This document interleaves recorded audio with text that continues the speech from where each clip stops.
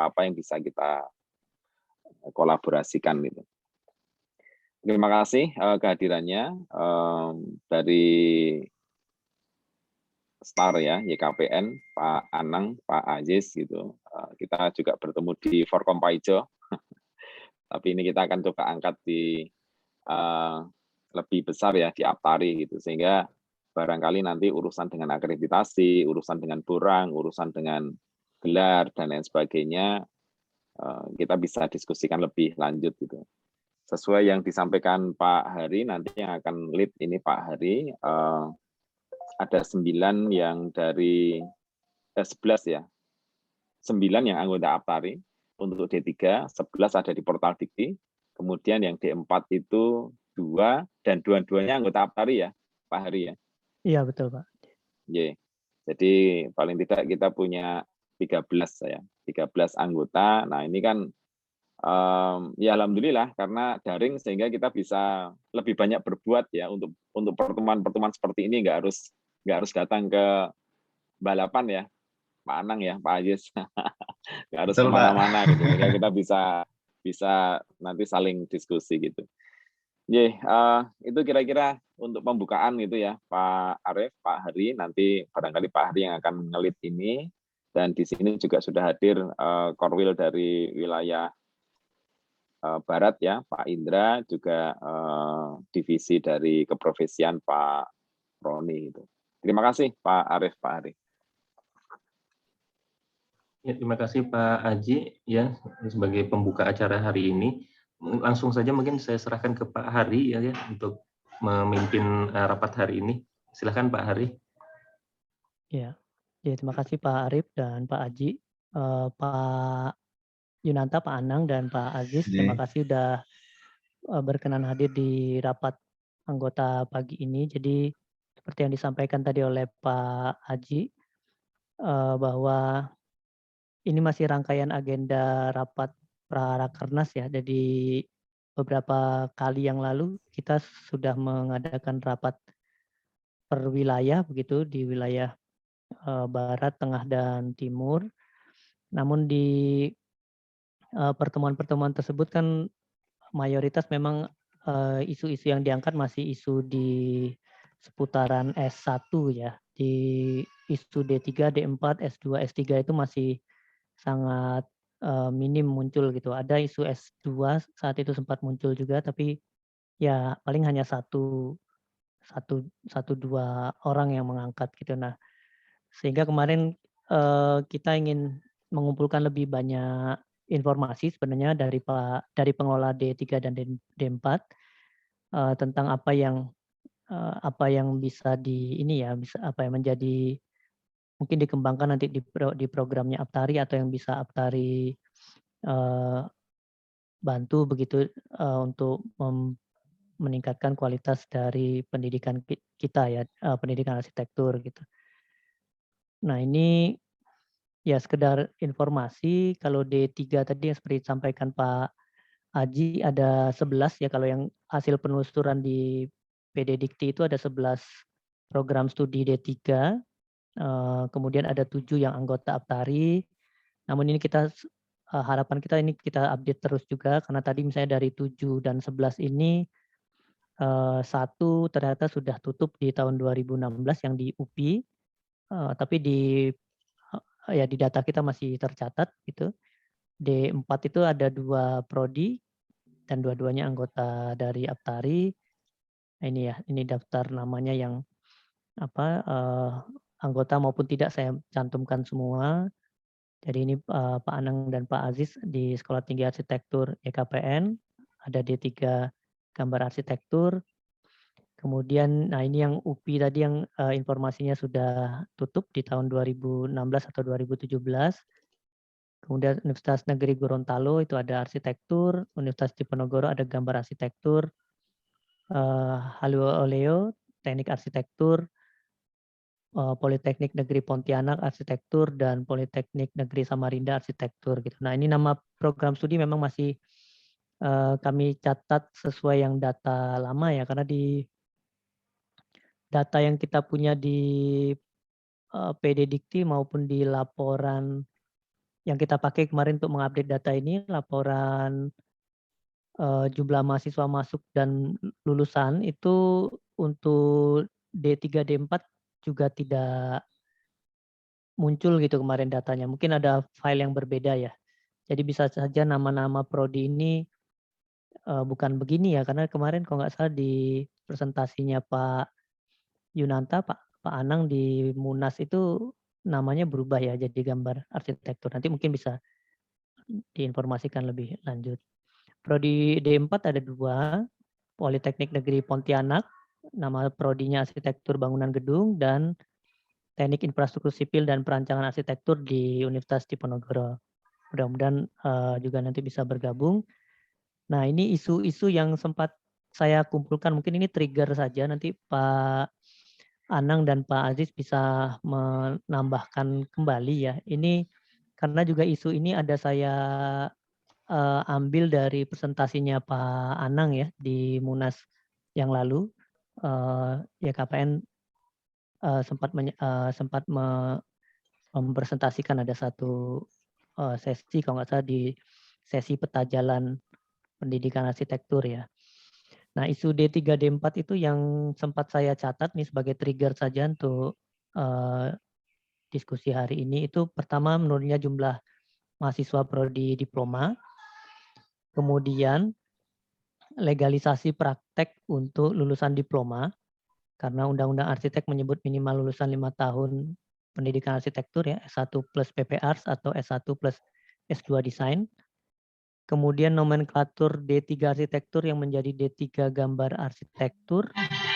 Ini ada yang saya catat nih dari presentasinya Pak Anang itu diharapkan kembali, mungkin bisa kembali menjadi D3 teknik arsitektur ya, atau D3 arsitektur dengan standar kompetensi tenaga terampil bidang arsitektur.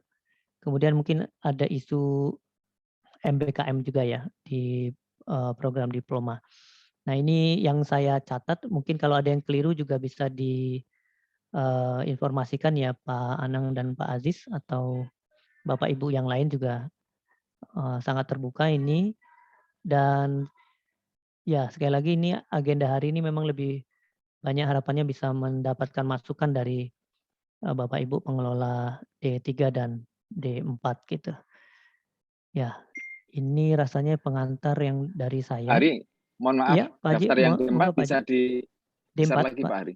Iya, D4. Ini Ada yang D4, 2 tadi ya. ada 2. Oke, sebentar. Oke, terima kasih Mas Hari. Ya. Saya buka video ya. Ya. Oke.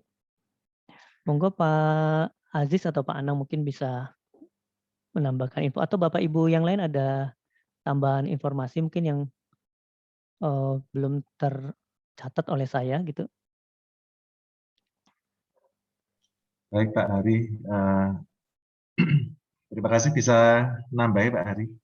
Iya Pak, monggo Pak Oke, Anang. baik, jadi tadi yang disampaikan Pak Hari itu betul sekali.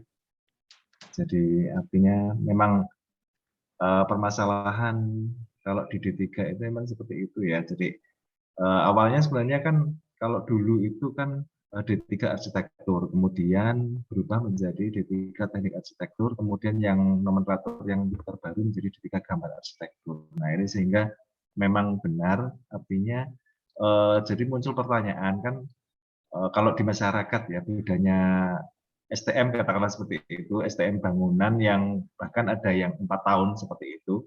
Ini bedanya apa kalau dari nomenklatur nama prodinya itu adalah gambar arsitektur, sehingga memang secara tidak langsung ini juga berdampak ya artinya pada animo masyarakat terkait dengan prodi D3 gambar arsitektur. Nah, padahal sebenarnya kalau kita lihat kembali tetap ada perbedaannya, artinya kalau di dalam STM katakanlah atau SMK bangunan ini kan memang diajarkan paling tidak lulusan itu kompetensinya adalah dapat menggambar kemudian pengawasan di lapangan seperti itu. Nah, sedangkan di dalam D3 arsitektur apa namanya, konsep-konsep desain ini kan sudah diajarkan. Jadi kalau di materi secara umum, materi D3 itu adalah dapat mendesain, merancang, kemudian melaksanakan, mengawasi, melaksanakan katakanlah bangunan sampai dengan 4 lantai seperti itu. Jadi baik dari perancangannya, baik dari desain, kemudian sampai dengan sistem strukturnya itu dan utilitas, sistem utilitas itu dapat realisasi. Jadi kalau misalnya di semester 4, katakanlah di semester 4 itu kami sampaikan misalnya di dalam mata kuliah perancangan arsitektur, Anda mendesain, tetapi ini sudah real. Jadi artinya kalau desain Anda itu nanti dilaksanakan, itu dapat dibangun. Jadi pra-desainnya, pra-rencananya itu adalah desain yang sudah Anda buat dengan programming ya, dengan konsep programming, kebutuhan dan lain sebagainya. Ini sampai bangunannya ini tidak hanya di dalam gambar, tapi nanti dapat sudah dapat dibangun sehingga artinya apa ya, problema dan tantangan di dalam desain sampai bangunan 4 lantai ini paling tidak dapat diselesaikan di apa namanya, kompetensi D3 seperti itu. Ini dari kalau kita lihat dari bangunannya. Sedangkan kalau misalnya dari kawasan ini paling tidak perumahan. Jadi kalau dulu itu apa namanya, kompetensinya itu kalau di masyarakat ini seolah-olah kan asisten arsitek seperti itu ya. Jadi arsitek S1 katakanlah seperti itu, membuat konsep, prarencana, kemudian orek-orekan katakanlah seperti itu, kemudian mahasiswa D3 harus dapat menerjemahkan dari konseptornya, dari katakanlah dari S1-nya, dia dapat menerjemahkan di dalam desain, yang mulai dari kebutuhan ruang, program gitu ya, sampai dengan bangunan itu dapat, kalau misalnya selesai, dapat dibangun, dapat dilaksanakan, dan bagaimana mempresentasikannya, baik dalam animasi, 3 dimensi, dengan berbagai macam software digital itu seperti itu kita ajarkan, sehingga apa namanya, jelas ada perbedaannya gitu ya. Cuma masalahnya kan kalau misalnya, kalau sampai saat ini memang benar di dalam IAI misalnya katakanlah seperti itu, posisinya kan apa ya, dalam posisi yang tidak menguntungkan lah istilahnya seperti itu. Jadi dengan lulusan STM bangunan yang 4 tahun seperti itu, ini seolah-olah posisinya itu kalau di masyarakat itu hampir sama seperti itu ya, sehingga memang posisi seperti ini yang memang agak apa ya, agak tidak menguntungkan lah seperti itu. Sedangkan kalau di prodi kami S1 itu kan istilahnya kalau di nomenklatur S1 kan tetap memang lebih banyak teori, dan di dalam kurikulum D3 itu ya memang lebih banyak praktiknya, artinya 60% itu memang praktik. Jadi mahasiswa ini nanti bagaimana tidak hanya dapat menghasilkan karya, tetapi memang apa ya, bukan hanya gambar istilahnya, tidak hanya gambar, tapi dia membuat konsep, membuat apa namanya, kajian walaupun kecil-kecil ya, secara sederhana ya, dan biasanya kita berikan itu adalah apa namanya, kasus-kasus sudah ada ya, sudah ada kasusnya, kemudian nanti mahasiswa menyelesaikan. Jadi tidak mencari kasus ya. Jadi di dalam D3 itu dosen itu memberikan suatu kasus, kemudian nanti mahasiswa menyelesaikan. Jadi tidak mencari kasus sendiri. Nah ini apa namanya, penekanan di D3 seperti itu. Nah kemudian kalau terkait dengan MBKM, ini yang sudah kami jalankan sebenarnya kalau memang karena penekanannya adalah pada praktek seperti itu ya, jadi implementasi di lapangan, sehingga yang sudah kami laksanakan adalah di mata kuliah kerja praktek maupun kuliah kerja. Jadi untuk kuliah kerja ini yang sudah kami kerjasamakan adalah di kota Yogyakarta ya, ada beberapa kelurahan, kemudian di Sleman juga seperti itu. Salah satunya yang masih berjalan sekarang adalah Maaf Pak Anang, kalau Ji? misalnya ada skema kurikulum atau apa yang bisa di-share ada. gitu sehingga Baik. Nggih. Bisa kami share? Nggih. Monggo Pak Anang. Nggih, baik. Saya stop saya. Ya. Sudah muncul belum, Pak? Ya, Oke, sudah kelihatan. sudah Mas. Sudah ya. Baik, jadi kira-kira sebentar. Nah, ini kalau kita lihat apa namanya, sejarahnya itu seperti itu ya. Jadi prodi yang awalnya ini ini adalah perubahan dari awalnya akademi teknik, kemudian di 2019 ini sudah muncul dari SK Menristek itu sekolah tinggi, dan prodinya adalah prodi D3 dan S1. Nah, ini beberapa isu yang sebenarnya apa namanya, secara umum ya, ini mohon izin kami sampaikan lagi, ini sudah kami sampaikan di Munas hari yang lalu.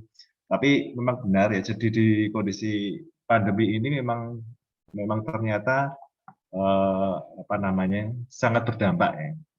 Nah, kemudian kalau kita lihat visi dari ini masih visi dari STAR ya, visi dari STAR adalah menjadi perguruan tinggi arsitektur terkemuka, menghasilkan lulusan profesional berwawasan global, berbasis kearifan lokal, yang siap kerja dan siap berkembang. Jadi memang penekanannya adalah di siap kerja, tetapi tidak memungkinkan dapat berkembang lagi ke jenjang yang lebih tinggi, seperti itu.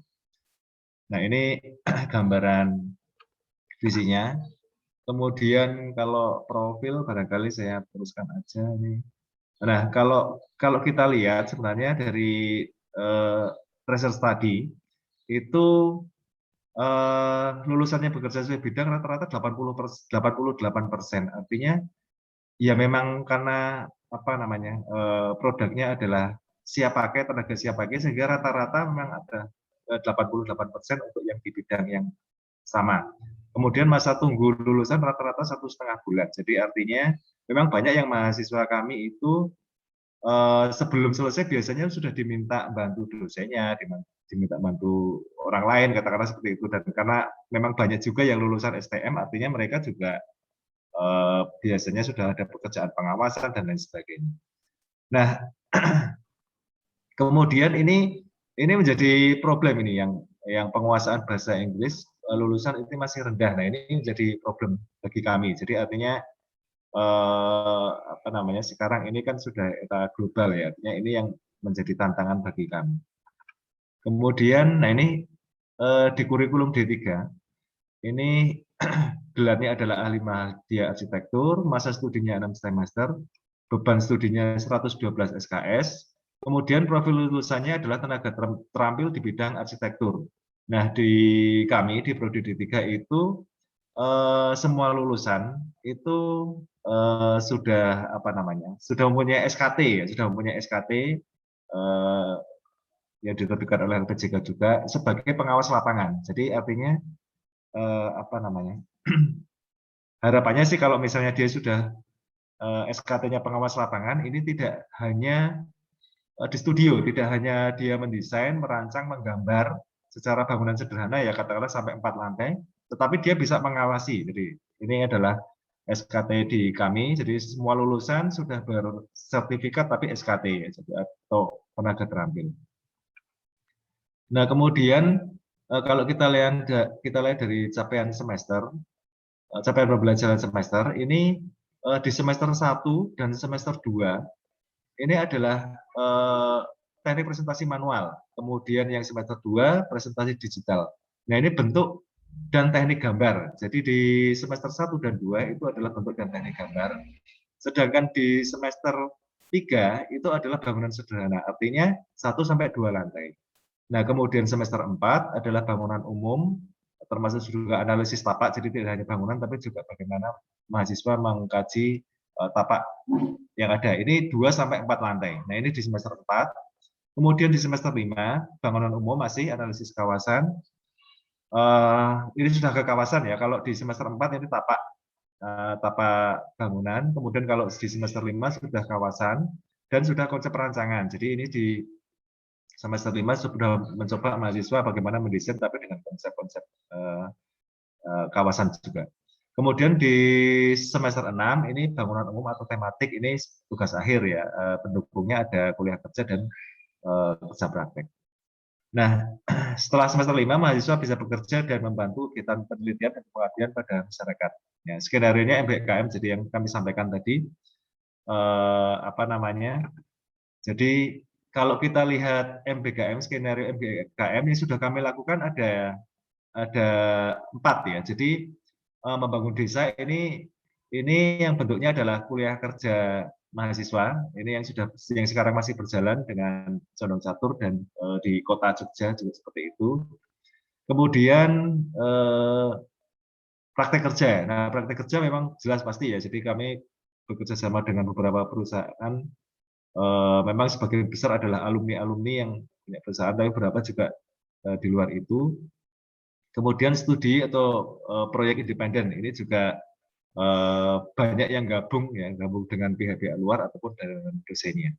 Kemudian termasuk penelitian atau riset. Nah, di dalam pelaksanaan kuliah kerja ini jadi yang kami lakukan itu memasukkan tridharma sebenarnya. Jadi di dalam kuliah kerja tidak hanya kepentingan untuk mahasiswa, tetapi juga dosen itu melakukan penelitian maupun pengabdian terhadap apa namanya lokasi tersebut. Jadi mahasiswa menyelesaikan, katakanlah kalau misalnya sekarang masih berjalan itu di Condong Catur, mahasiswa menyelesaikan apa namanya. Jadi kan karena basisnya adalah bottom up ya, perencanaan masyarakat, nanti dosennya adalah yang memfasilitasi ya FGD di masyarakat, kemudian menggali potensi-potensi di masyarakat, nah termasuk nanti dimasukkan di dalam penelitian dan pengabdian masyarakat yang dosen.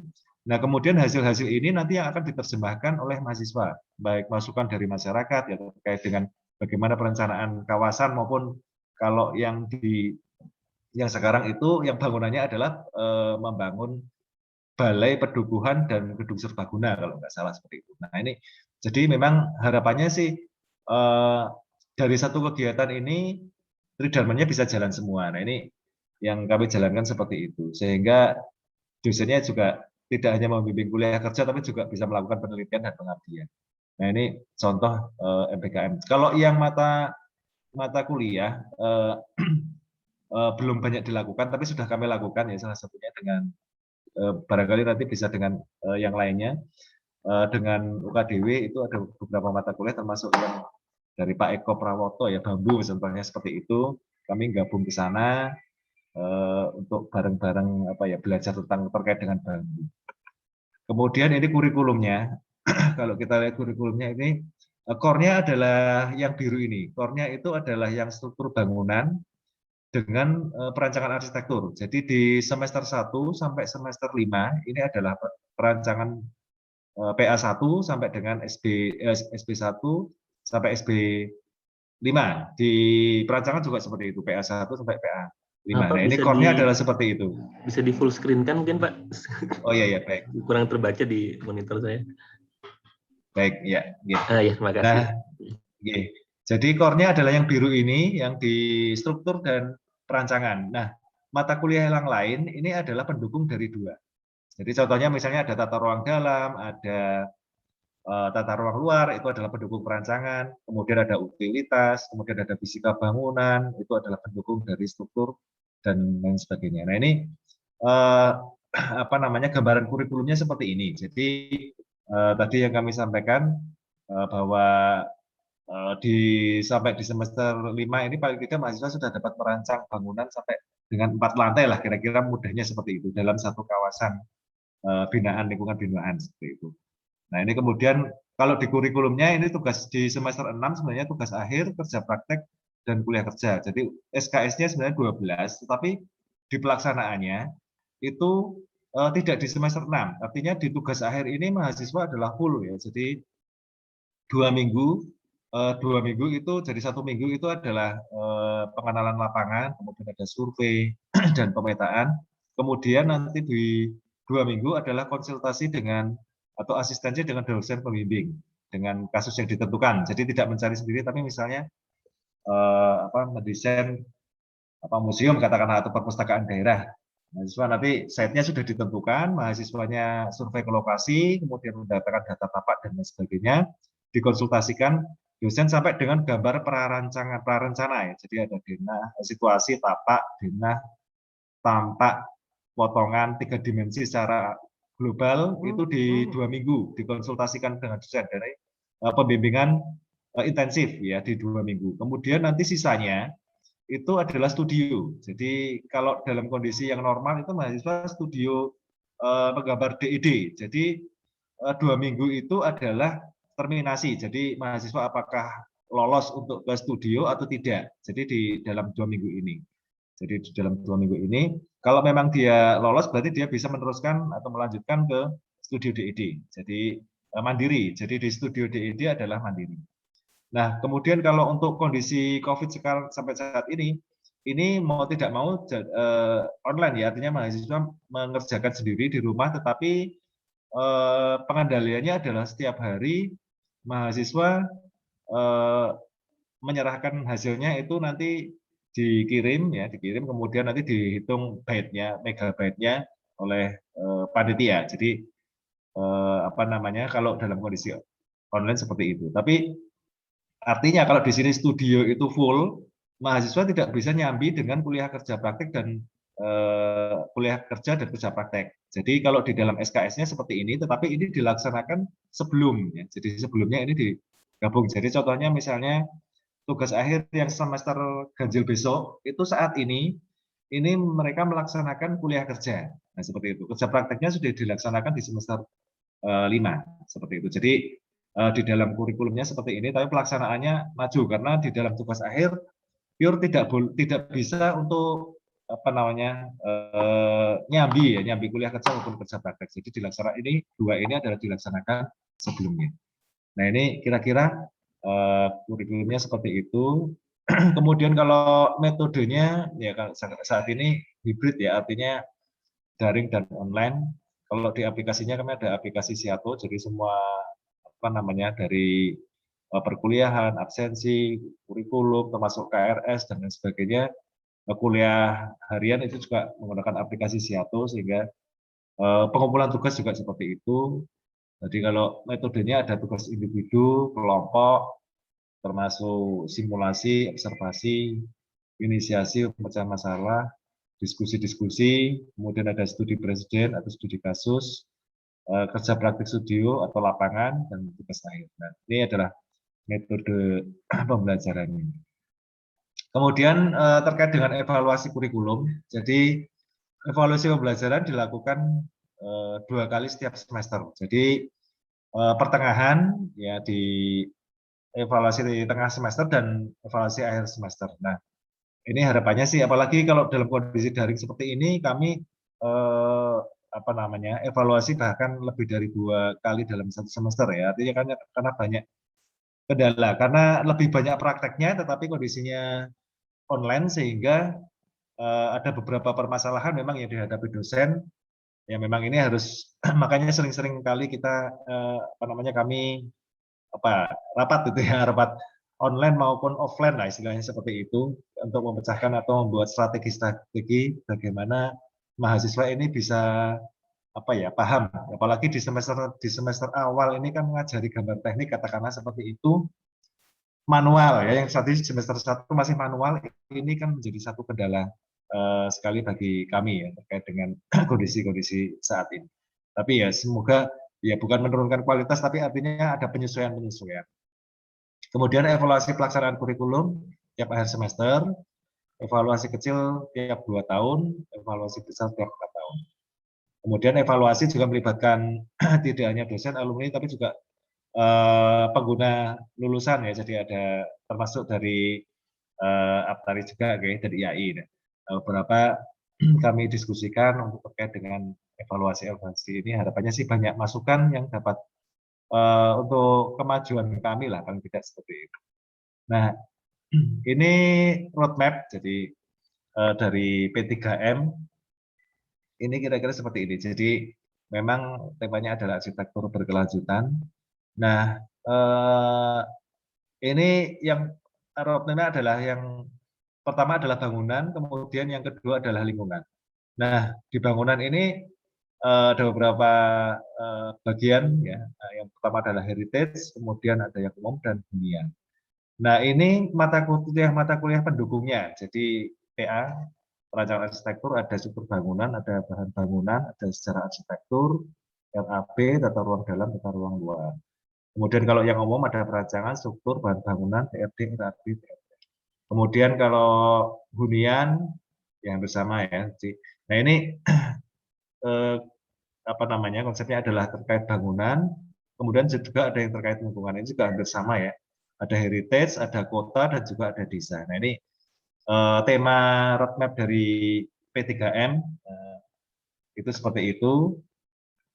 Kemudian, nah ini lokusnya yang yang tadi kami sampaikan. Jadi ini ada yang MOU institusi dan yang independen. Jadi yang institusi ini contohnya adalah hunian padat penduduk, ya ini yang sudah berjalan dan sustain ya. Jadi artinya tidak hanya dilakukan sekali, tapi terus menerus ya. Jadi semester kemarin, kemudian saat ini, yang ke depan itu seperti itu, yang sudah berjalan itu terkait hunian padat penduduk di Noto Prajan, kemudian Giwangan, dan juga Condong Catur. Nah ini apa namanya, lokus yang tadi kalau kita misalnya terkait dengan MBKM ya.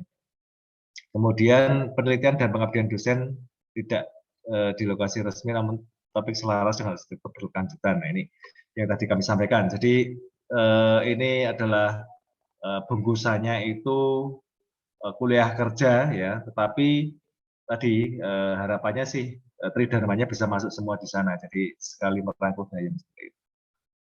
Kemudian ini serapan mahasiswa dan lulusan ya. Jadi 57% ini adalah perencanaan, terdiri dari perencanaan dan pengawasan pembangunan infrastruktur, kemudian perencanaan dan pengawasan pembangunan gedung, perumahan, dan permukiman. Nah, ini 57%.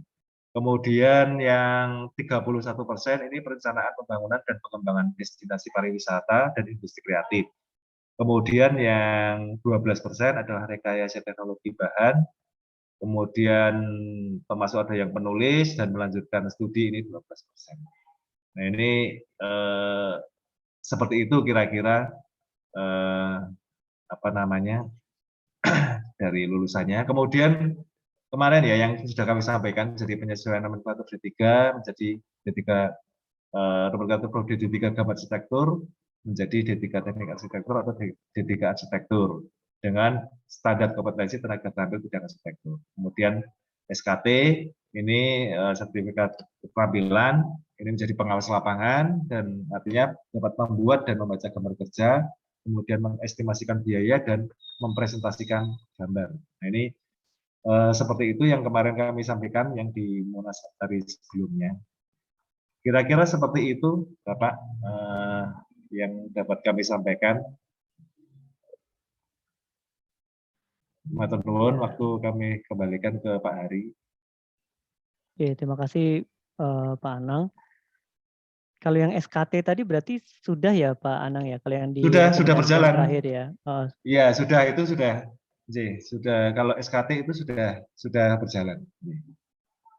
Cuma ya tadi kalau di posisi posisi di IAI itu belum ini ya, belum menguntungkan lah kira-kira seperti itu.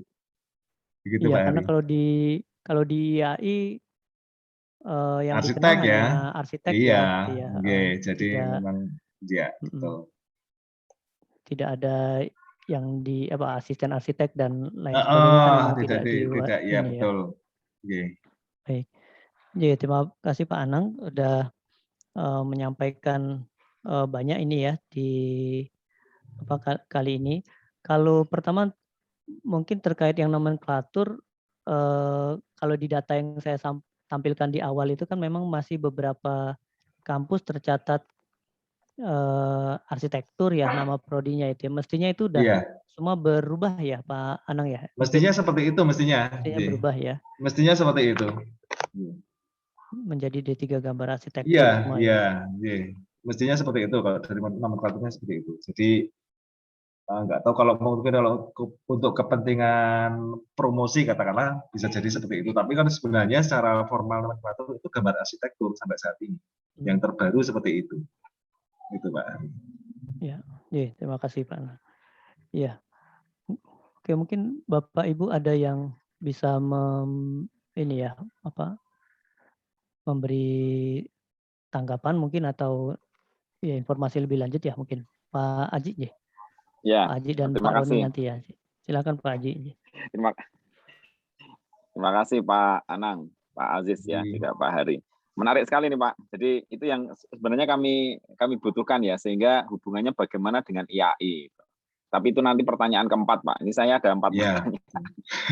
Oke, yang pertama tentang, kalau tadi saya lihat presentasinya, barangkali bisa kalau ada ya Pak, paparan tentang level atau skema dari KKNI-nya Pak, gitu. Sehingga kita bisa merunut nanti ke S1, D4, S1, kemudian pasca sarjana. Ini seperti apa runutannya? Nah, kemudian yang kedua, kalau gelar akademiknya apa Pak Anang? Ahli madya. AMD, ya ahli madya. AMD ya. Baik. Nah, kemudian ini tadi sudah disampaikan juga tracer study ya. Apakah dari prodi D3 STAR YKPN ini juga sudah punya apa namanya ya, rencana atau pandangan ke depan untuk lulusan profesionalnya gitu Pak. Ya kaitannya tadi dengan IAI atau dengan PII gitu ya, sehingga barangkali nanti lebih menguntungkan juga kalau masuk ke sana. Nah, yang terakhir ini menyangkut rumah tangga Pak, mohon maaf ini. Tapi rumah tangga ini akan kita lihat secara luas ya. Apakah sudah ada program fast track dengan S1 yang dikelola oleh Pak Aziz? Ini sama-sama di start dulu Pak. Nah, kalau tadi kan kita belum melihat tuh ada fast track, kemudian bagaimana D3. Kalau dulu kan ada ekstensi ya Pak ya, di UG. Iya, dulu ada. Nah, sekarang saya nggak tahu nih program ekstensi itu masih atau enggak gitu. Nah, sehingga paling tidak kalau menyeberang ke perguruan tinggi lain kan agak susah. Nah, ini kalau misalnya antar di YKPN sendiri, sekolah tinggi arsitekturnya sendiri, kalau ada, barangkali juga bisa disampaikan Pak. Ini saya kira menarik ini nanti. Dan yang terakhir, ini Pak Anang. Komunikasi dengan pengelola D3 yang lain, Pak. Apakah sudah ada sebelumnya gitu? Ini kan selama ini kan mungkin Aptari banyak kelewat ya untuk D3, D4 ya. Sehingga saya kira ini saat yang baik nanti untuk kita bisa memulai bersama. Mohon maaf Pak Anang karena baru mendengar total tadi, saya sangat terkesima gitu dengan 1 sampai 6, kemudian ada kerja praktek tugas akhir gitu, menarik sekali ini, ada 4 atau 5 pertanyaan gitu. Terima kasih Pak Anang, Pak Hari. Pak Anang mungkin bisa iya. Pak Anang dan Pak Aziz silakan.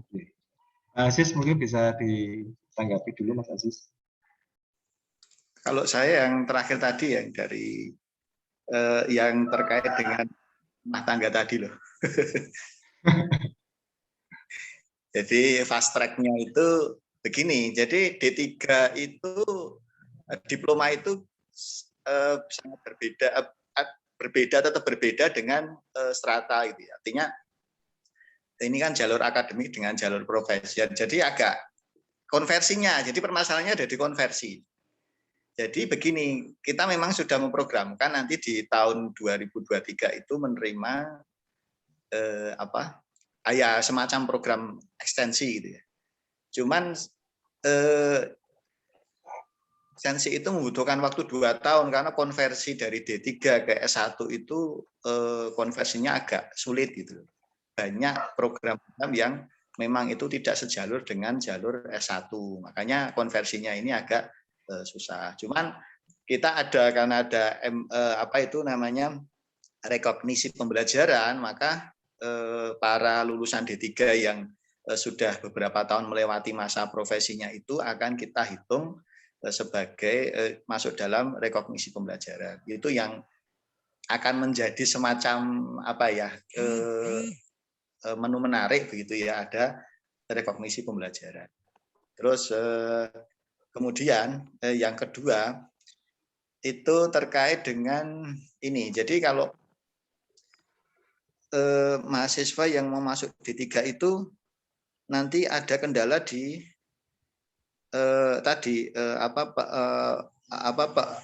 pengembangan jenjangnya. Jadi kalau tadi benar yang disampaikan oleh Pak Aji tadi, itu memang tidak banyak sekarang perguruan tinggi yang membuka atau menerima lah gitu ya, menerima. Ini artinya kan calon mahasiswa itu kan praktis yang pokoknya nanti lulus sesingkat-singkatnya dengan jenjang yang langsung tinggi itu. D3 itu urusannya masih panjang. Jadi kalau dia mau mencapai misalnya ya dia mau keluar jalur lah itu ya. Jalur ke apa itu namanya? Menjadi arsitek ya. Menjadi arsitek itu kan dia harus melompat ke akademik ya, ke S1 baru kemudian nanti ikut PPAS lagi. Jadi panjang sekali jalurnya. Maka sekarang yang lebih menarik ya langsung masuk S1.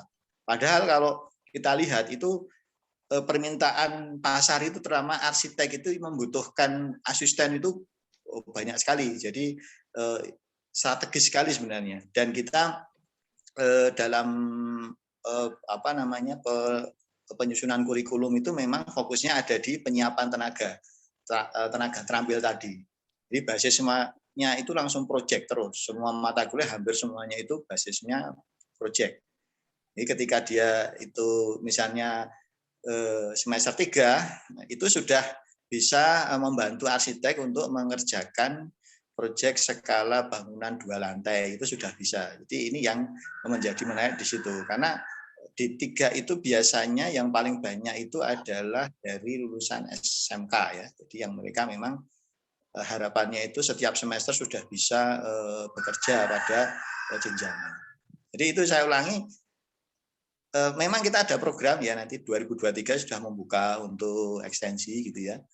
Cuman ini penyusunan anunya yang agak masih belum selesai tuntas itu program konversinya. Ya terlepas nanti ada rekognisi pembelajaran ya tetap kita hargai karena biasanya kalau sudah 5 tahun lulus itu ininya sudah profesinya itu sudah lumayan untuk masuk ke S1. Itu mungkin Pak Anang bisa menambahkan. Oke. Sama yang ini Pak Aziz yang level KKNI Pak Aziz. KKNI masih di bawah S1 satu level ya, level 5 ya, kalau nggak salah level 5. Yeah. D3, tetap D3. Kalau ininya yang SKT-nya itu level 3 ya Pak Anang ya. Iya. Kalau jadi kalau SMK itu kalau nggak salah level 1, kalau D3 itu 3. Jadi itu yang terakhir setelah tugas akhir, kemudian kita adakan ujian sudah melakukan kerjasama dengan Balai PU di Surabaya itu ya, apa PJK ya, itu. Ya. Jadi ada tes uji kompetensi lagi, lalu kemudian ketika wisuda itu ada jasa dan SKT itu ada dua lembar itu.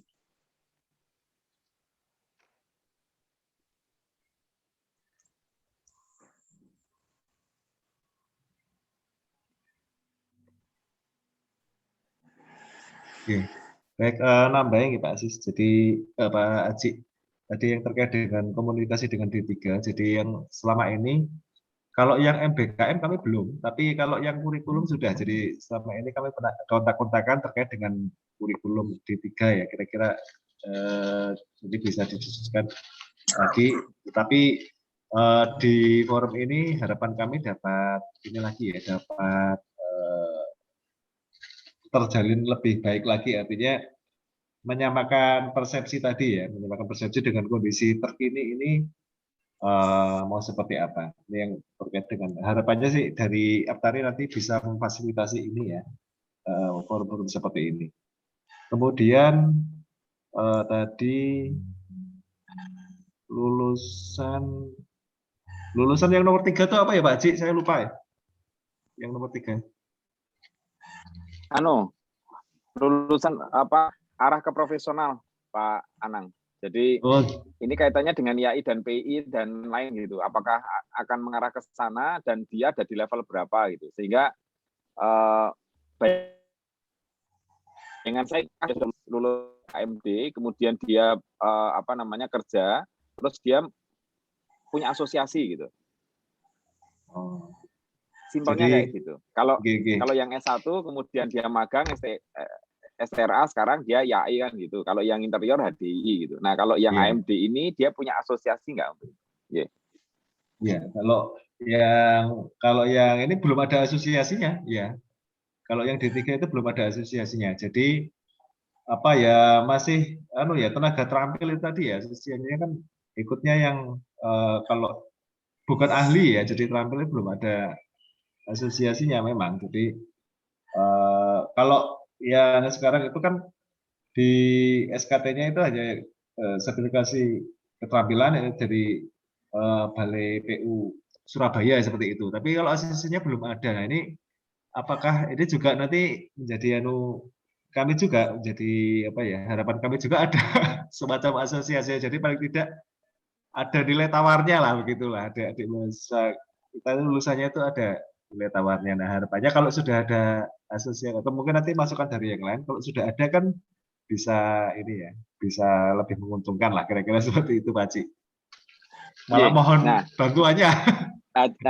Nah ya justru itu Pak Anang. Jadi saya memandang, wah ini kalau makanya tadi saya mulai dari level KKNI-nya dulu ya. Ini kan urusannya nanti dengan pendidikan dan juga dengan profesional gitu. Kemudian gelar.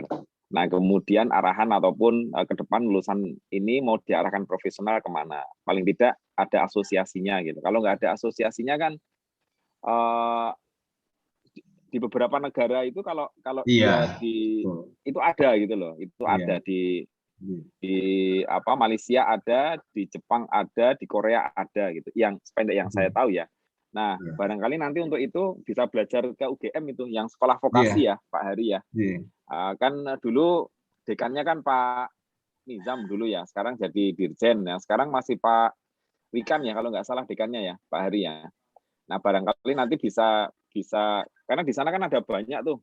Bukan hanya dari malah yang arsitektur malah nggak ada kelihatannya vokasi di UGM. Ya nggak ada kan. Nah tapi yang lain-lainnya kan banyak. Nah barangkali bisa saling sharing nanti Pak Anang ya. Dan dari Aptari kami akan ya mendukung tadi ya untuk yang asosiasi tadi, kemudian kurikulum KKNI gitu sehingga bisa sama-sama. Yang terakhir dari saya sementara ini mungkin perlu dipikirkan agak lebih serius ya dengan Pak Aziz ya. Artinya begini, karena ini nanti urusannya dengan intake juga, dengan intake dari mahasiswa D3 gitu. Nah, apakah kalau D3 kemudian dia meneruskan S1 masih ada ekstensi atau enggak? Ini ada plus minusnya. Ini saya memandang dari sisi pendidikan arsitekturnya ya, Pak Anang ya. Ada plus minusnya. Apakah nanti juga dari sisi promosi di depan itu intake-nya. Apakah kalau dia sudah D3, kemudian dia ada benefit tertentu ketika langsung melanjutkan S1 gitu. Nah, mumpung masih di dalam rumah tangga sendiri ini harusnya bisa lebih luas ini. Ya kan? Ya contohnya saja misalnya kalau S1 melanjutkan S2 itu biasanya kalau S1 ngeter itu 4 tahun, kemudian S2 2 tahun. Tetapi kan sekarang ada edaran dikti, itu kalau tidak salah 15 bulan bisa dipercepat gitu. Nah, ini kan menarik ya. Menarik artinya dari masing-masing desain. Apalagi barangkali tadi Pak Aziz juga bisa menyampaikan kurikulum yang ada di S1-nya STARS JKPN, apakah juga DNA-nya itu sama dengan yang ada di D3 gitu. Kalau DNA-nya sama kan lebih memudahkan untuk ya tadi salah satunya RPL itu, rekognisi pembelajaran lampau dan lain sebagainya gitu. Sehingga konversi dan lain sebagainya itu juga bisa langsung dilakukan. Ini pandangan bebas ya Pak Anang ya. Mohon jangan diartikan wah kok kayak enggak, ini pandangan bebas dari saya pribadi gitu melihat keseluruhan apa yang sudah disampaikan tadi. Dan saya kira kalau kita bisa mengumpulkan 9 atau 11 D3 ini menarik sekali, pasti akan banyak variasi ya. Karena ini kan baru sak petarangan nih. Sak petarangan itu apa ya Pak Indra ya? Sak petarangan itu satu raman ayam Pak Indra. Nanti enggak roaming gitu. Ya. Terima kasih Pak Hari. Ya, terima kasih Pak Aji, Pak Anang dan Pak Aziz. Monggo Pak Roni. Ya, baik Pak Hari, terima kasih. Mohon maaf ini ada tukang di rumah, jadi mungkin agak terganggu suaranya. Pak, suara saya jelas? Jelas Pak. Jelas Pak. Background-nya juga jelas. Iya. Silakan Pak Roni, silakan. Baik. Selamat pagi Pak Anang, Pak Aziz. Selamat pagi juga Pak Arif, Pak Aji, Pak Indra Bakti, Pak Ari. saya tadi menyimak demikian banyak dan juga sangat menarik begitu ya, kita mendapatkan gambaran mengenai terutama D3 ya, kalau S1 PPAR dan mungkin sebagian S2 sudah sering kita mendengar gitu ya.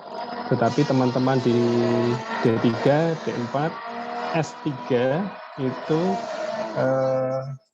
harapannya memang ingin juga kita mendengar gitu. Sepanjang kami mengikuti proses penyusunan profil atau rekomendasi profil lulusan atau capaian pembelajaran yang disusun bersama dengan IAI sejak 2015, saya pribadi melihat YKPN yang paling aktif gitu ya dalam hal ini, terlibat dan juga bahkan memberi masukan-masukan gitu ya, dan mungkin reminder saja bahwa di dalam dokumen capaian pembelajaran lulusan itu yang disusun bersama dengan IAI Aptari itu sudah ada jenjangnya dari level 5 bahkan ya dari D3 sampai dengan doktor. Hanya saja itu sudah lama, 2017 satu itu, kemudian kedua ada dinamika gelar, ada dinamika undang-undang arsitek, ada dinamika dewan arsitek dan lain sebagainya yang tentu juga berbarengan juga dengan dinamika kebutuhan di masyarakat yang sekarang dan masa depan. Nah, mungkin saya mohon izin Pak Hari untuk share beberapa slide dan mohon maaf jika tidak terstruktur karena sifatnya memang menggabung-gabungkan ini beberapa catatan sebelumnya gitu ya. Silakan Pak Rani.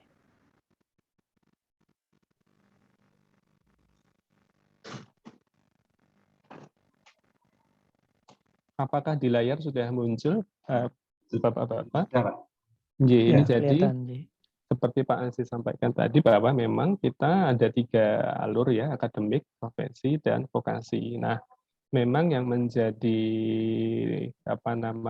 kerangka berpikir pendidikan itu adalah kita punya 3. Nah, 3 ini yang digarap atau yang lebih sering dibahas mungkin yang akademik dan profesi, tapi yang vokasi ini sampai dengan hari ini kita ingin melihat sebetulnya bagaimana sih sambungannya gitu kepada profilnya nanti naik ke atasnya seperti apa. Apakah memang kemudian berhenti saja di D3 dan D4 atau ada profil khusus. Sehingga mungkin itu juga menjadi hal yang ingin kami catat. Nah, kalau melihat di skema ini,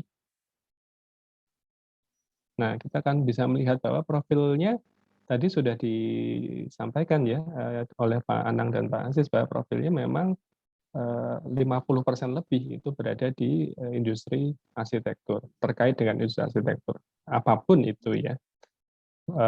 Yang menjadi pertanyaan adalah memang apakah itu juga nanti akan masuk kepada profil arsitek, yang mana yang sudah seringkali kita bahas, jalur akademis, jalur profesi, bahkan juga jalur magister desain itu akan dialirkannya seperti apa ke arsitek. Lalu yang di vokasi ini lalu yang belum pernah kita bahas gitu ya, yang belum pernah kita sama-sama rumuskan misalnya.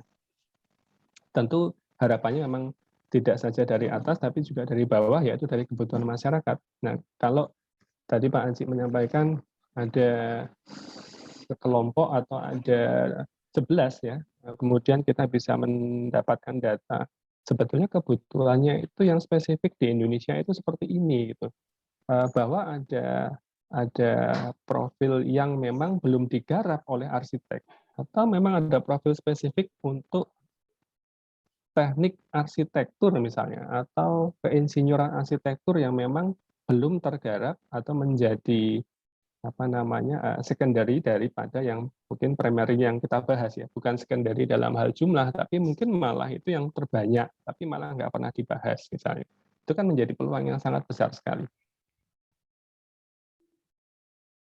Nah, adapun di dalam dokumen, maaf.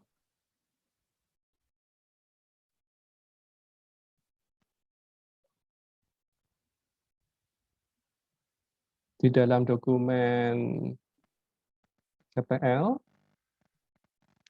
dari ini kok, gimana caranya ya? Nah, oke. Nah, ini di dalam dokumen 2017 kita sudah punya penjenjangan ini di mana D4 sarjana, kemudian diploma 3 itu dikelompokkan ke dalam level KKNI 5 dan 6. Apa bedanya D3 dengan D4, apa bedanya D4 dengan sarjana, ini juga seingat saya pada saat itu adalah rumusan bersama kita yang YKPN memberi masukan juga ya waktu itu. Sehingga ini kemudian dirumuskan kurang lebih seperti ini. Apakah itu masih update dengan kondisi sekarang, apakah itu cocok dengan kondisi sekarang, monggo nanti kita akan bahas bersama. Jadi di D3 adalah lulusan program diploma 3, paling sedikit menguasai konsep teoritis bidang pengetahuan dan keterampilan tertentu secara umum, dengan profil ahli media yang mampu menguasai praktik menggambar, teknis arsitektur, berbagai metode manual dan digital. Jadi kurang lebih itu yang ada di rekomendasi, sekali lagi rekomendasi. Nanti kita akan punya rumusan tersendiri mungkin setelah kita update gitu ya. Ada catatan-catatan kami, mungkin sebentar. Nah ini, di 2021, ya Ibu Bapak juga, maaf ini Bapak semua, Bapak-Bapak Pirsa juga selama 2 tahun terakhir dinamika pembentukan DAI, itu kita juga mendapatkan banyak skema-skema ini, skema tentang PPAR, Magister Desain, bahkan Master Profesional Program dari luar negeri itu dibahas untuk masuk ke profil arsitek. Tetapi saya tidak mendapatkan gambaran gitu untuk D4, D3 itu diplotkan di mana. Apakah dimasukkan ke RPL, di mana sekarang aturannya 10 tahun, atau ada mekanisme bahwa itu akan masuk ke PPAR misalnya. Itu juga belum dibahas. Itu dengan catatan kalau profilnya arsitek. Tetapi ada kemungkinan-kemungkinan juga misalnya bahwa profilnya adalah insinyur misalnya. Nah, kalau profilnya insinyur, mungkin saya pinjam materinya dari Pak Sarwadi, cerita tentang pengalaman Korea gitu tadi Pak Haji menyampaikan juga bahwa di sana ada arsitektur program dan architectural engineering program yang memang beda gitu, yang satu Canberra Accord, yang satu Washington Accord, sehingga berhentinya di tahun kelima untuk yang arsitektur, yang keinsinyuran berhentinya di tahun keempat. Profilnya seperti apa ya itu masing-masing dari negara kita masing-masing ya menyesuaikan dengan kebutuhannya pasar di negara tersebut, atau mungkin kalau dia mau menyasar internasional mungkin harus membuat tadi asosiasi gitu ya.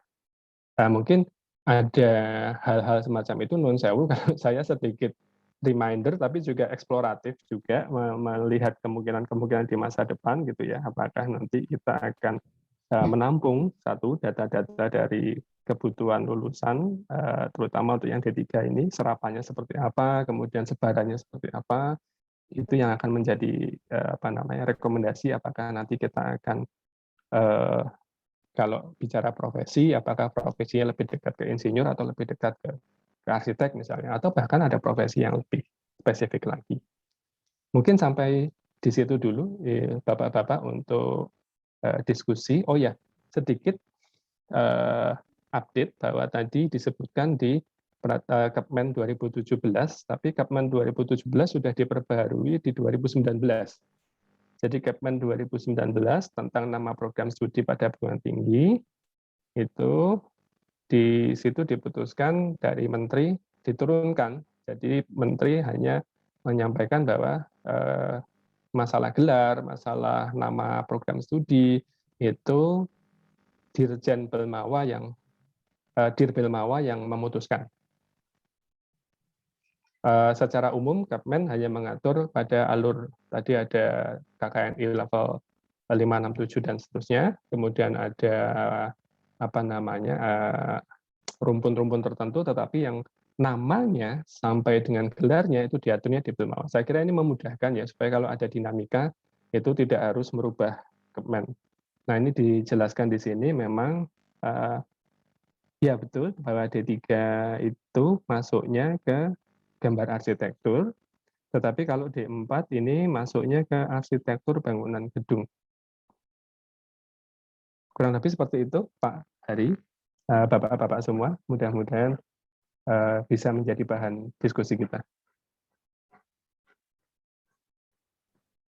Ya, terima kasih Pak Roni untuk melengkapi banyak informasi terkait dengan ya kemungkinan ini ya penjenjangan apa roadmap pendidikannya ya gitu ya sampai dengan ke profesi maupun ke studi yang lebih lanjutnya ya. Ya ini yang terakhir tadi dari Pak Roni memang berarti nama-nama program studi ini ada kemungkinan ya untuk didiskusikan lebih lanjut ya Pak Roni ya berarti ya kalau memang di dinamika di kitanya ada perubahan gitu yang baru dan kita bisa diskusikan dengan Belmawa gitu karena saya lihat juga misalnya di D4 itu yang 2 di data kita itu satu namanya sudah seperti yang di nomenklatur itu ya arsitektur bangunan gedung tapi satu lagi yang undip itu D4-nya namanya teknik infrastruktur sipil dan perancangan arsitektur. Nah ini menarik juga untuk dilihat ya isinya sebenarnya apa gitu ini kita belum tahu juga. Ya tapi hal lain tadi yang sudah disampaikan juga oleh Pak Aji dan kemudian diulangi oleh Pak Roni dengan menampilkan diagram-diagram tadi bahwa memang hingga saat ini yang diploma itu memang belum banyak didiskusikan kalau di skemanya IA arsitek ya, arsitek memang belum banyak tergambarkan gitu. Tapi mungkin ini juga bisa dapat banyak masukan dari Pak Anang dan Pak Aziz mungkin sebenarnya apakah karena tadi kalau disampaikan Pak Anang sebenarnya posisi asisten arsitek itu juga posisi yang Pak Aziz tadi yang menyampaikan ya bahwa profilnya sebenarnya banyak dibutuhkan ya di masyarakat ya. Jadi hanya memang profil itu tidak cukup apa ya di kita di masyarakat mungkin tidak cukup terdengar gitu ya sebagai sebuah profesi gitu ya asisten arsitek gitu. Kalau sempat dulu kemarin lihat-lihat yang waktu kita agak rame diskusi tentang gelar itu yang di Inggris itu ada disebut ya asisten arsitek tapi memang nampaknya tidak di bawahnya DAI ya Pak ya, lembaga sejenis lah bukan DAI-nya Indonesia tapi lembaga yang sejenis itu.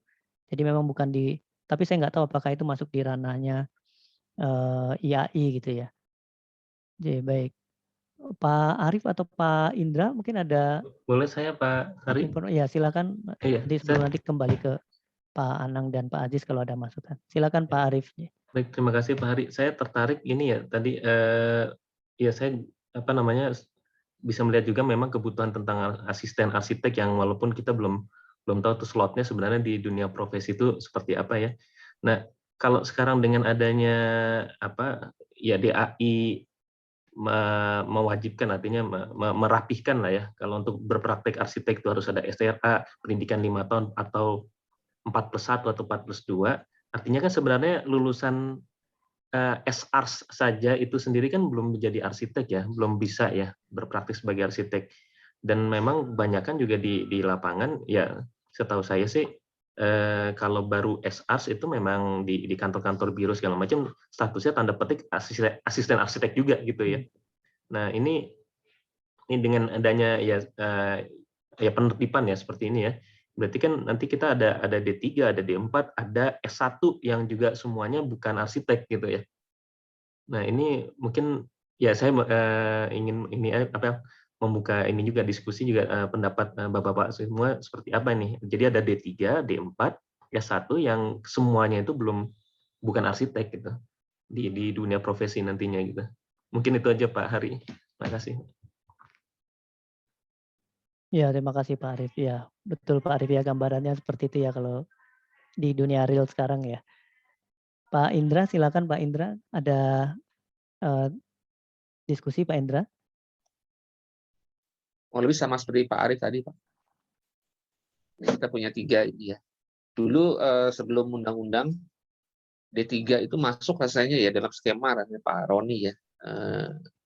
jauh, tahun berapa tahun yang lalu gitu ya. Masih sempat ada masuk skema tentang D3 itu untuk menuju ke arsitek. Kemudian sekarang sudah tidak kelihatan lagi, hanya muncul yang RPL aja saja gitu. Dulu D3 RPL juga ada gitu, sekarang tidak ada. Nah ini memang tantangan ya. S1-nya aja cukup berat gitu, apalagi yang D3 gitu. Gimana gitu untuk kalau arahnya ke profesi arsitek gitu ya. Seperti apa skema-skemanya, ini perlu, menurut saya juga perlu kita bahas gitu ya dengan IAI juga, dengan DAI, bagaimana membantu teman-teman yang di D3 seperti apa skemanya. Paling minimal ada skemanya dulu kan begitu ya. Kalau sama sekali tidak ada skema kan repot, kita kasihan gitu teman-teman yang di D3 yang ingin jadi arsitek. Mungkin itu dari saya, Pak Hari. Ya, terima kasih Pak Indra. Ya mungkin Pak Anang, Pak Aziz mungkin bisa ini ya, memberikan informasi lebih lanjut ya tentang kalau dari profil yang lulusan yang sekarang itu, kecenderungannya itu kemana ya Pak Anang ya atau Pak Aziz ya kalau untuk lulusannya? Apakah memang arahnya rata-rata kalau mahasiswa D3 itu juga ingin mengejar ke profesi arsitek gitu ya misalnya? Atau memang ada profesi yang lain tadi yang sudah sempat di awal juga Pak Aji menyampaikan itu, atau ada profesi yang lain yang sebenarnya sudah dengan tadi SKT pengawas lapangan sudah dimiliki, kemudian kemampuan presentasi arsitektur yang mumpuni itu ada profil ya misalnya tadi yang namanya asisten arsitek itu lebih ingin digeluti ke sana. Mungkin ada masukan dari gambaran ya dari Pak Anang, Pak Aziz, mungkin bisa disampaikan Pak Anang, Pak Aziz. Baik, ini Pak Hari, jadi Bapak yang lain nanti minta ditambah Pak Aziz ya. Jadi yang selama ini itu profil dari lulusan kami itu yang pertama adalah di dunia konstruksi. Jadi biasanya apa namanya ya proyek gitu ya, proyek swasta maupun yang di program pemerintah di pemberdayaan itu juga banyak. Jadi ya mendesain, dia dapat orderan gitu apa ya, all round. Jadi dia bisa dia mendesain, kemudian gambar sekaligus di ide-nya, termasuk banyak yang sekaligus dikerjakan gitu ya, diborong istilahnya seperti itu. Tuh banyak, yang paling banyak seperti itu. Kemudian dari alumni ini juga kalau kita lihat dari alumni ini kalau bidangnya seperti itu ya, tetapi di jenjang pendidikannya ternyata sebagian besar meneruskan lagi, gitu ya. Jadi banyak yang meneruskan. Jadi kalau yang saat ini, yang kemarin sebelum belum ada STAR ya, belum ada S1-nya itu setelah ekstensi nggak ada, kemudian ada yang di Unbra, ada Malang, kemudian yang banyak malah di UTY. Jadi seperti itu. Jadi memang biasanya profil lulusan kita itu setelah lulus itu karena background-nya itu banyak yang dari STM juga, sehingga begitu lulus itu ya bekerja gitu. Begitu lulus bekerja proyek istilahnya seperti itu.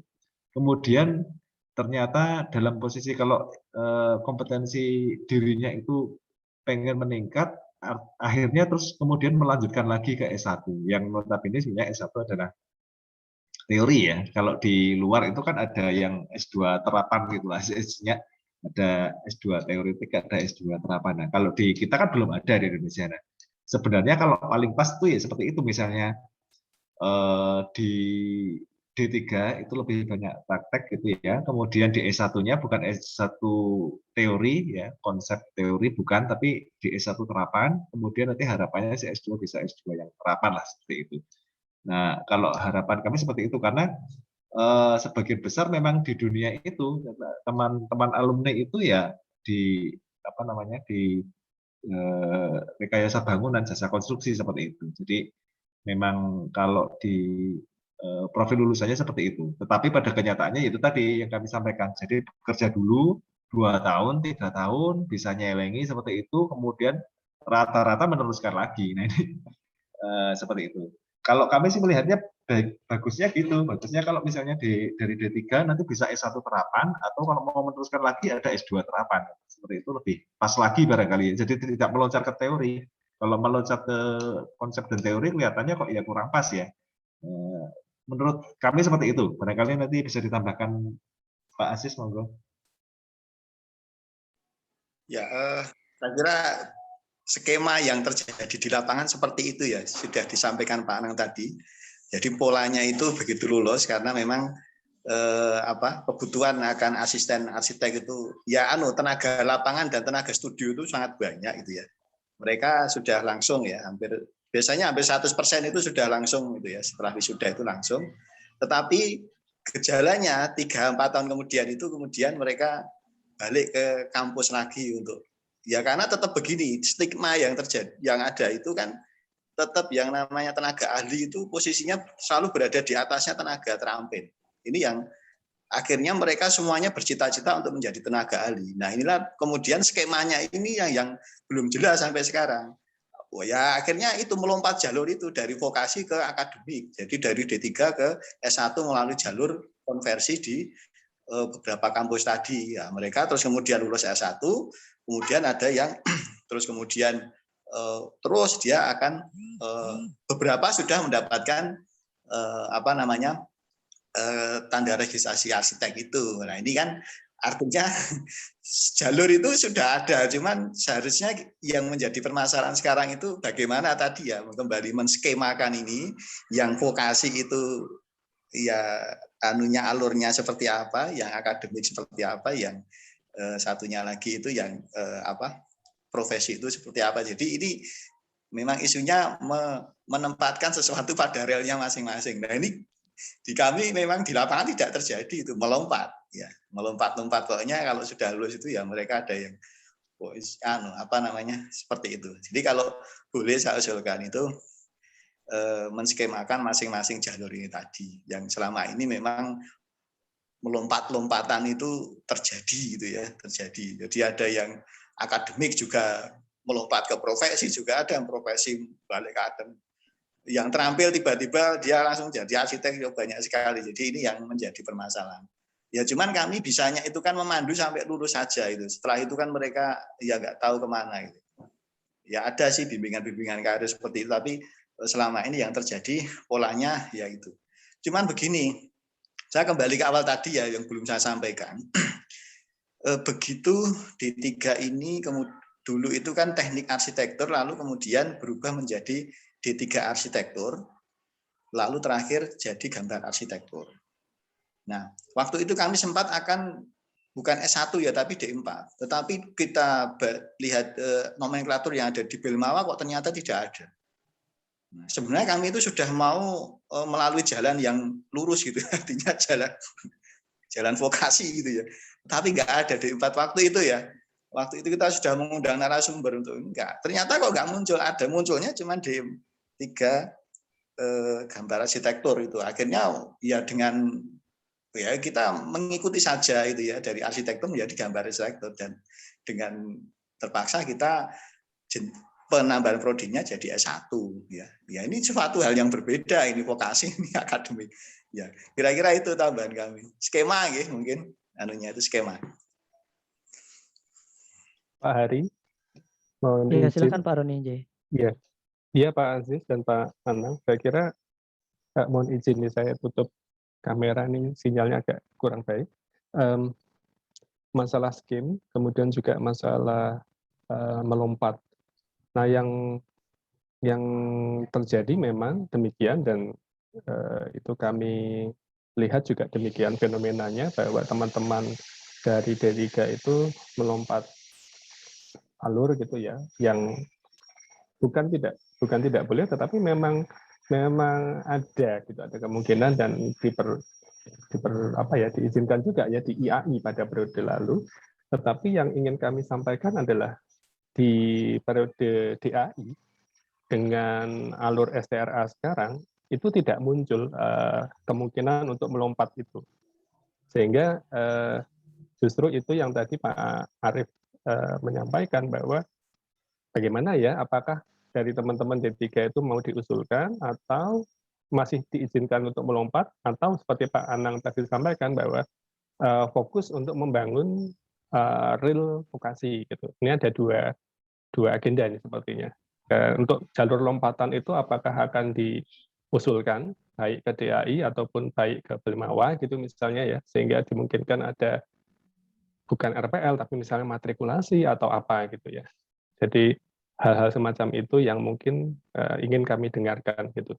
Untuk yang di depan, karena kalau kita lihat yang di belakang memang betul Pak Aziz, ada kemungkinan-kemungkinan untuk melompat, tetapi yang di depan kok kita lihat kok kelihatannya kok tidak ada ya terakomodasi begitu di dalam skim yang baru. Demikian mungkin Pak Hari. Matur nuwun. Ya, terima kasih Pak Roni. Ya, monggo Pak Anang, Pak Aziz, mungkin kalau ada tanggapan lagi, atau bapak-bapak yang lain juga monggo silakan.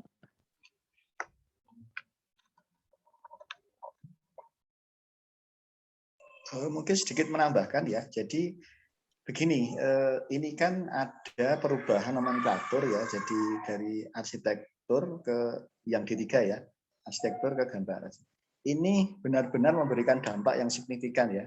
Peminatnya itu langsung ngedrop itu karena memang mereka gambar ini ya. Itu nggak hampir beda-beda tipis lah kalau masyarakat bedakan itu dengan SMK itu hampir ya mereka sebenarnya beda tapi bahkan di SMK kan sekarang nomenklaturnya malah jurusan teknik arsitektur sekarang yang muncul.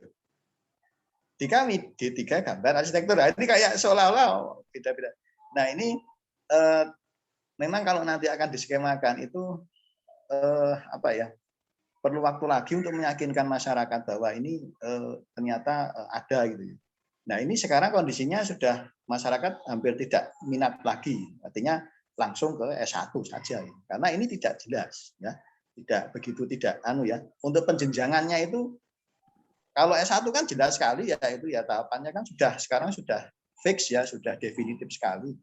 Nah, D3 ini kalau dulu lumayan dulu arsitektur, sekarang jadi gambar arsitektur itu jadi terus berpikirnya sudah lain, sudah tidak berminat lagi. Terbukti ini dari kami sudah langsung ngedrop dan pindahnya ke S1 semua. Tidak diminati lah dulu. Kalau yang jalur yang vokasi tadi memang masih sangat terbatas ya Pak Aziz, Pak Anang ya. Maksudnya kalau tadi D3 ke S1 terapan itu, S1 terapan pun sekarang jumlahnya memang sangat terbatas ya. Kalau tadi yang contoh UTY dan Unibrau itu lompat ya, yang itu ya? Lompat ya. Oh, oke. Atau saya balik Pak Hari. Artinya selama ini kan yang kita lihat hulu gitu ya. Hulu itu artinya raw material yang kita terima dari mahasiswa dan orang tuanya ya gitu ya. Persepsi masyarakat mengenai itu. Tapi sebetulnya mungkinkah jangan-jangan kita itu kurang publikasi mengenai bahwa profil dari vokasi ini sebetulnya malah lebih besar diterima di industri gitu ya. Artinya industri itu sebetulnya nggak butuh sertifikat yang seperti STRA gitu ya di dalam lingkup misalnya kalau kerja di MK, kerja di QS, kerja di pengawas, pelaksana gitu kan itu juga industri arsitektur atau saya nggak bilang arsitek profesional tapi profesional arsitektur gitu ya. Profesional arsitektur itu adalah profesional yang bekerja di bidang arsitektur. Beda ya dengan arsitek profesional gitu. Nah, arsitek profesional dia memang harus punya SRA, tetapi teman-teman ini kan teman-teman yang spesifikasinya adalah bukan dia yang bertanggung jawab terhadap seluruh desain. Misalnya kita mendesain sebuah bangunan balai kota gitu, maka ada satu arsitek prinsipal yang akan menandatangani, dia yang punya wewenang dan tanggung jawab yang besar untuk bertanggung jawab terhadap aspek-aspek arsitekturnya. Tetapi kan di bawahnya ada tim-timnya itu. Nah, apakah itu jangan-jangan yang publikasinya sangat terbatas karena profil arsitek itulah yang tertanam di masyarakat, sementara profil ini kan terserapnya demikian besar tadi dengan SKT misalnya atau dengan sertifikat-sertifikat atau jangan-jangan malah alurnya ke teknikan, teknik insinyur, teknik arsitektur. Karena lapangan pekerjaan saya lihat di dunia konstruksi itu butuh arsitek, butuh profesional arsitektur yang banyak sekali. Mungkin demikian kalau bayangan saya ke depan Pak Hari. Kalau diskusi tentang profesi keprofesian tadi itu sudah pernah ada juga ya Pak Roni ya. Jadi misalnya tadi ya ada arsitek, ada asisten arsitek, ada istilah apa lagi ya di industri yang arsitekturnya gitu. Itu sendiri sudah ada belum ya kepastian itu ya Pak Roni ya. Kalau tidak kan berarti kita harus memulai dari situ juga ya. Bahwa profesi-profesi itu memang disepakati di dunia profesi ada gitu. Ya, ini juga kemarin kan diskusi di balik layar dengan teman-teman bidang pendidikan gitu ya di IAI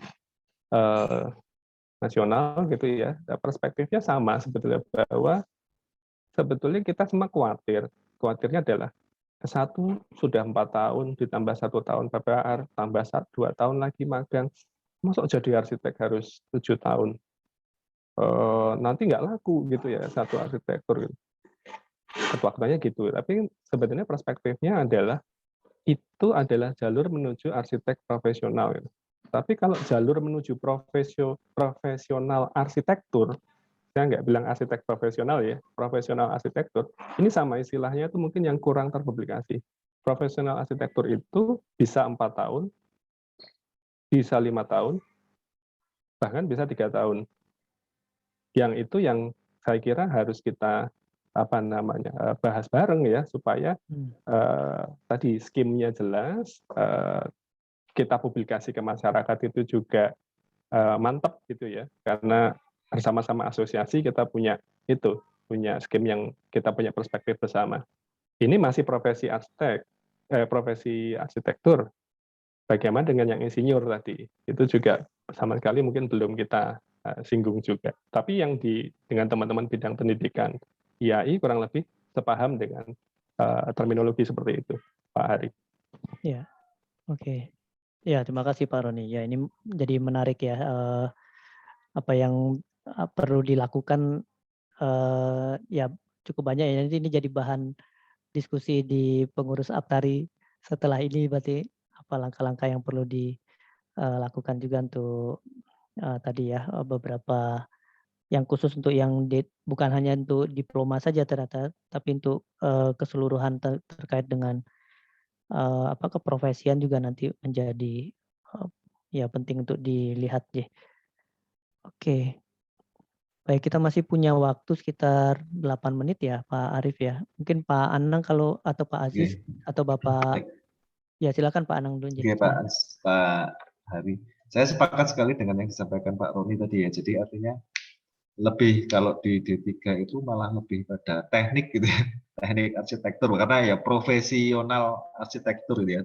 Dia profesinya di bidang arsitektur tapi macam-macam ya, keteknikan gitu ya. Ada yang ada yang gambar, ada yang ngitung estimasi, ada yang presentasi, artinya malah termasuk ME-nya ya, termasuk ME juga seperti itu, fisika bangunannya nih malah lebih pada teknik arsitektur ya mungkin barangkali ya, kalau bukan arsitektur ya. Kalau D3 arsitektur itu kurang pas saya pikir ya. Jadi kalau mungkin malah ke teknikannya ya, apakah nanti masuknya bisa di PII atau apa mungkin ya. Jadi malah kecenderungannya kan kalau sekarang kan malah pada keteknikannya ya, seperti itu, bukan pada konseptualnya. Mungkin itu aja Pak Hari, saya sepakat sekali dengan Pak Roni. Ya, Pak Aziz, silakan Pak Aziz. Ya mungkin agak keluar dari konteks ya. Jadi mohon juga ini satu perhatian juga, karena kita juga memperhatikan ranah-ranah profesi yang kita tangani itu dengan teman samping kita yaitu teknik sipil, karena banyak sekali terutama yang D3 ya, D4 itu, terutama D3 itu memang banyak sekali diajarkan beberapa mata kuliah yang ada kaitannya dengan keteknik sipilan. Kemudian ketika mereka lulus memang banyak hal yang biasanya itu dikerjakan oleh teman-teman sipil, kemudian itu dikerjakan oleh teman-teman arsitek. Saya juga barangkali ini juga terjadi di lulusan S1 ya, yang belum jadi belum jadi arsitek itu kayaknya banyak. Nah, itu nanti tolong itu menjadi bahan pertimbangan juga batasan-batasannya, sehingga kita juga tidak rancu nanti di dalam dunia profesional itu banyak sekali beberapa hal yang overlapping gitu ya. Ini dikerjakan arsitek ya. Ini kan sebenarnya sipil. Estimasi, perhitungan struktur, kemudian utilitas, kemudian ada lagi sekarang teknologi bahan gitu ya. Jadi itu memang kadang menjadi juga keprihatinan kita, kok ini kok agak kacau gitu. Gitu kira-kira itu tambahan. Oke. Terima kasih Pak Aziz. Bapak Ibu, apakah ada tambahan lagi Bapak Ibu? Masih ada waktu 5 menit. Pak Haji, Pak Arif, Pak Indra. Ya, saya kira mungkin kita sudah mendapat, walaupun belum semuanya gitu. Nanti semakin kita ulik, akan semakin menarik nanti ini. Dari urusan KKNI, urusan gelar, urusan macam-macam tadi, sampai ke urusan keprofesionalismenya dan asosiasinya gitu. Nah, mungkin kalau ada forum-forum D3 gitu ya, Pak Anang ya, barangkali bisa di-lead gitu, kemudian nanti akan kami bantu ya. Karena kalau semuanya dari kami kan mungkin masalah-masalahnya kurang menukik gitu. Tapi barangkali nanti kayak yang kemarin misalnya ada dari PPAR gitu, mengumpulkan sesama pengelola gitu ya, kemudian bisa saling sharing dan lain sebagainya, saya kira juga bisa dimulai Pak Anang. Dan ya ini tadi, salah satunya adalah masalah publisitas ya. Bukan sekedar publikasi, tapi publisitas gitu. Antara STM, kemudian juru gambar gitu, kemudian profesinya memang untuk hal-hal yang profesional untuk gambar teknik dan lain sebagainya, sampai kepada tenaga ahli. Ini kan ya barangkali masyarakat belum sampai mahfum ya, belum paham benar ini kedudukannya seperti apa. Sehingga nanti harapan kami juga antara intake mahasiswa D3, memang ya ini pilihan hidup ya, D3 itu pilihan hidup gitu. Jadi bukan nanti D3 untuk batu loncatan, ya mungkin benar, tetapi kalau kita melihat secara keseluruhan ini adalah suatu pilihan profesi. Profesinya memang seperti ini dan beda memang dengan yang lainnya, sehingga antara positioning dan differentiating ini menjadi penting sekali gitu, Pak Anang dan Pak Aziz, sehingga nanti monggo nanti bareng-bareng silahkan ya. Tadi ada 9 anggota APTARI, di portal Dikti ada 11 D3. Barangkali nanti karena tadi juga disampaikan Pak Roni bahwa masukan-masukan di kepengurusan yang lalu luar biasa banyak ya, dari waktu itu masih di KPN ya, belum start gitu, sehingga ini juga bisa ditindaklanjuti lagi. Itu kira-kira Pak Hari, terima kasih. Ya. Terima kasih Pak Haji. Lumayan ya, meskipun yang hadir Pak Anang dan Pak Aziz dari Stars BKPN, tapi diskusinya juga cukup banyak menurut saya, yang saya catat juga banyak gitu. Nanti yang tentu saja ini akan jadi bahan kami, seperti nama acaranya ya Pak Anang dan Pak Aziz, ini kami ingin banyak mendapat informasi dari semua anggota APTARI, sehingga peran APTARI bisa lebih terlihat untuk semua anggotanya ya, tidak hanya kalau selama ini mungkin lebih banyak kelihatan ke S1, PPR, dan S2 ya mungkin ya. Ini tujuannya. Kami tetap di luar forum ini berharap kalau Pak Anang, Pak Aziz juga masih ada masukan bisa mengabari kami, mau japri ataupun lewat forum WA grup, kami sangat harapkan masukannya. Terima kasih banyak kehadirannya Pak Anang dan Pak Aziz. Mungkin saya kembalikan ke Pak Arif ya. Silakan Pak Arif. Ya, terima kasih Pak Hari, Bapak-bapak semua, Pak Anang, Pak Aziz, Pak Haji, dan Bapak semua, Bapak-bapak semua nih. sudah ada yang gabung untuk sesi jam 10 mungkin nih. Bu Pancawati. Baik, terima kasih. Mungkin untuk rapat pagi ini terkait dengan program D3 dan D4 kita tutup ya. Nanti rekamannya juga kami akan unggah di channel YouTube Aptari ya. Mudah-mudahan nanti rekan-rekan penyelenggara program D3 dan D4 yang lainnya bisa mengikutinya via YouTube juga perkembangannya. Terima kasih atas kehadirannya. Dengan ini rapat pagi jam 8 sampai jam 10 kita tutup sesuai dengan pas ya, tepat waktu. Terima kasih. Assalamualaikum warahmatullahi wabarakatuh. Waalaikumsalam. Salam, terima kasih.